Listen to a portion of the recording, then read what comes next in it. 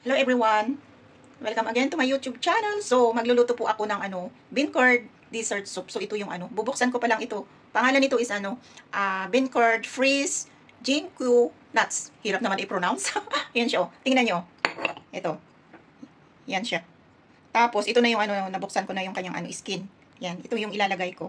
Tapos meron pang ingredients na iba. Ang mga kabina Nels Journey. So ito na po yung ingredients ng ating lulutuin. Ang ating boiled egg. Ayan, 8 piraso yan. Ito hindi ko pa nabuksan. Tapos ito naman ang ating fresh, ano bang pangalan nito? Bean curd ginkgo nuts. Ang ating rock sugar. Tapos ang ating soybean milk. Wala pong ito sugar. Tapos ito naman ang ating dry bean curd. Actually ito is 2 piraso. Kaya lang hindi ko alam kung ilan ang ilalagay ko. So, i-check natin mamaya. So, magluluto na po tayo ng dessert. Yan, ang ating soybean milk. Yan po, ilalagay na natin. Yan.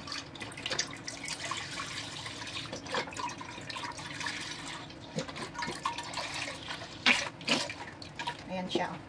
Tapos, syempre, dagdagan natin ng kunting tubig. Kasi kulang yan. So, maglalagay tayo ng ilang So, 1, 2, ayan. Ayan. 3 cups. Ayan po ang nilagay natin. So, pakuluan na natin. Ayan. So, ganyan po. Tapos, syempre, ilalagay natin ito pag kumulo na siya. So, takpan muna natin. Ayan. So, yung isang kanina ito, hindi magkasya. So, ang ilalagay ko is 1.5. So, maglalagay pa ako ng kalahati nito. So, ayan, kumukulo na ang ating soybean milk. So, ilalagay na natin yung yung ginkgo nuts. Ayan. Tapos, syempre, maglagay na rin tayo ng rock sugar. Ayan. So, ito lang muna ang ilagay natin. Hindi ko alam kung gaano ka-sweets. Ayan. Dagdagan natin mamaya pag hindi magkasya. Habang nagluluto ako, syempre, meron akong kape. Alam niyo naman, coffee lover tayo.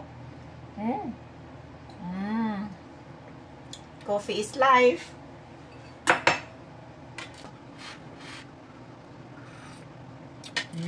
Ayan. Parang dagdagan pa natin ng konting sugar. Kasi parang kulang yung tamis niya. Ayan. 1, 2, tsaka yung maliit. Isang maliit.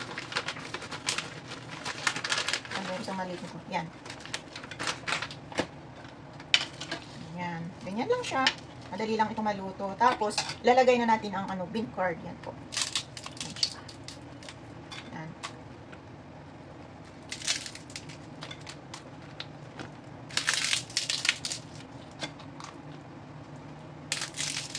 Ayan siya.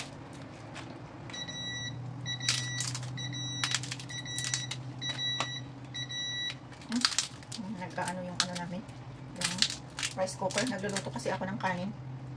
Ayan. So, ganito lang po kasimple. Tapos, ito mamaya siya. Magdi-dissolve yan mamaya. So, ayan. Ayan lang po. Tapos, ang huli natin ilalagay as syempre ang ating boiled egg. So, takpan mo muna natin. Para maluto siya. So, i-check na natin. So, ito na po ang ating bean curd dessert. Ayan. Luto na po siya. So, ilalagay na natin ang ating egg. Ayan po siya. Wow. This is so yummy. Ayan po. Wow. It's so yummy. Look. Ayan. So, i-boil natin ng 1 minute lang. Ayan. I-try natin ang ating nilutong dessert. Yan po siya. Oh. Yan. So, try natin.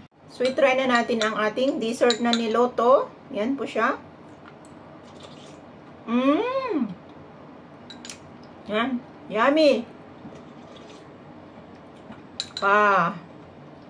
Yan po siya. Oh.